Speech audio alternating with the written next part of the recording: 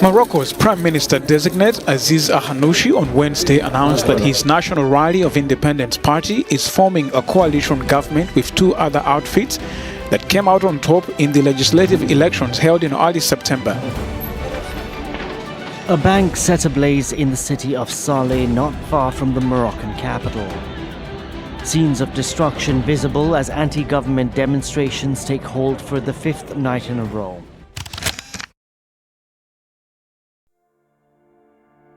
Do you know what happens when a single man gains control over the most essential part of everyday life?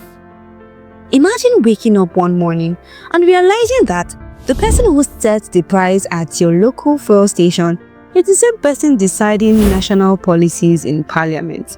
Imagine that the figure who profits when basic commodity rise is also the figure expected to solve inflation.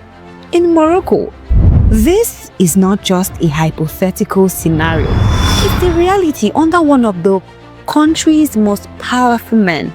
For years, his name has sparked debate, sometimes whispered in the streets, other times shouted during protests. To some, he represents modernization, reform, and business success. To others, he is a symbol of monopolies, rising costs, and unchecked political influence.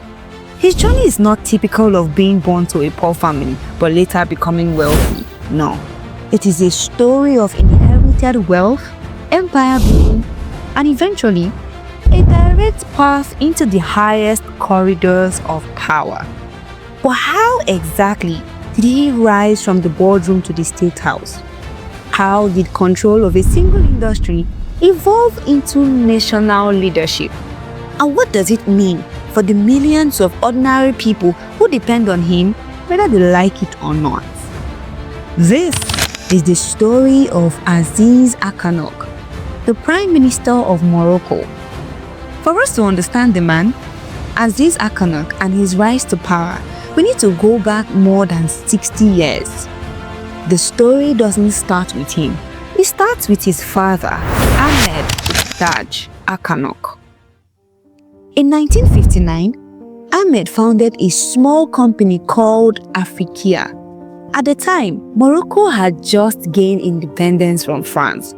The country was changing quickly and there was hunger for growth. Ahmed chose fuel. Why fuel? Because it was and still is the bloodline of modern life. Cars, buses, and trucks all needed petrol to move. Homes needed kerosene and gas to cook. Factories needed energy to run machines. Ahmed believed strongly that if you control fuel, you control movement. And if you control movement, you control everything else. Afriquia began as just one fuel company, but over the years, it grew into a strong brand trusted across Morocco. Ahmed laid the foundation, but it would be his son Aziz who would turn this foundation into a towering empire. Aziz was born into wealth, but his life didn't start in politics. After finishing his studies in Morocco, he traveled to Canada to study business management. Those years abroad changed him, and Canada exposed him to modern systems, big corporations, and the way wealthy families preserved and expanded their influence. Aziz wasn't learning theories like layman, but he was preparing himself to come back and take charge of Afriquia. By the time he returned to Morocco, he wasn't just another heir. He came with a vision to expand, diversify, and dominate. And that's exactly what he did. Under Aziz, Afriquia was transformed into something much bigger: Akwa Group. Now, instead of being only a fuel supplier, the company spread into different sectors: petroleum distribution, supplying petrol stations across the country; LPG, which is liquefied petroleum gas, the cooking gas used in millions of Moroccan homes; industrial gases, providing oxygen and other gases needed by factories, hospitals, and industries. This strategy was brilliant and scary at the same time, because soon, Akwa Group became the giant no one could ignore. Not too much of a surprise, but the company began to control almost 40% of Morocco's hydrocarbons market. That means nearly half of the fuel used daily, from taxis to delivery trucks, came from Aziz empire.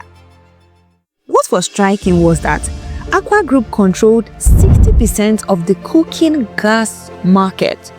Think about that. 6 out of every 10 Moroccan households cooking dinner were indirectly paying money into Aziz's pocket. When you add these numbers up, the picture becomes clear. His family business was no longer just a company. It was an invisible tax on everyday life. But Aziz wasn't satisfied with just fuel and gas. He believed real power came from spreading influence across multiple industries. So Akwa Group began acquiring new businesses and diversifying into areas that had nothing to do with fuel. They moved into owning media outlets that shaped public opinion, such as Characteris Media Group, building luxury hotels and resorts that attracted foreign currencies. But Hotel Fairmont's Tagazout Bay and Four Seasons at Tagazout Bay were more prominent. He also showed interest in real estate by developing properties in Morocco's biggest cities. Through these moves, Aziz and his family weren't just fuel suppliers anymore, as they had become a national force, present in industries that touched almost every Moroccan's life. But here is the key lesson. Controlling fuel was the foundation that made all of this possible. Fuel brought in steady cash flow for Aziz because no matter what happened in politics or global markets, people needed petrol for their cars and gases for their homes. That meant money could then be reinvested into other industries, spreading influence like wildfire. By the time Aziz had fully expanded Afriquia into the Akwa Group, his family had become one of the wealthiest in Morocco. More importantly, they had become untouchable. If fuel prices went up, the people complained, but they still had to buy. If gas prices increased, protests broke out, but no one could avoid paying. This monopoly was both a blessing and a curse. It gave Aziz money, power, and reach, but it also painted a target on his back. Many Moroccans began to see him not just as a businessman, but as a symbol of inequality. And this is where the story gets even more interesting. Because Aziz wasn't just building an empire for the sake of wealth. He was laying down the foundation for something much larger: political power. Think about it. If you are the man who controls the petrol stations, the cooking gas, the industries, the hotels, and even part of the media, then you already have more influence than many politicians. It was only a matter of time before Aziz made the natural jump from business to parliament. 2007 saw Aziz officially join the National Rally of Independence, a centrist political party, and at first he wasn't the leader. But money, networks, and influence helped him climb quickly. By 2016, he became party president, and the RNI was seen as a party of technocrats and not flashy ideologues, but people who get things done. Aziz used this image well. He promised modernization, jobs, reforms, and opportunities for youth. He spoke not as a career politician, but as a businessman who understood the economy, and many Moroccans like that. In the 2021 elections, Aziz's RNI party won by a landslide. The old ruling party, the Islamist of the Justice and Development Party, collapsed. After 10 years in power, people were tired of them, and Aziz stepped in as the fresh alternative.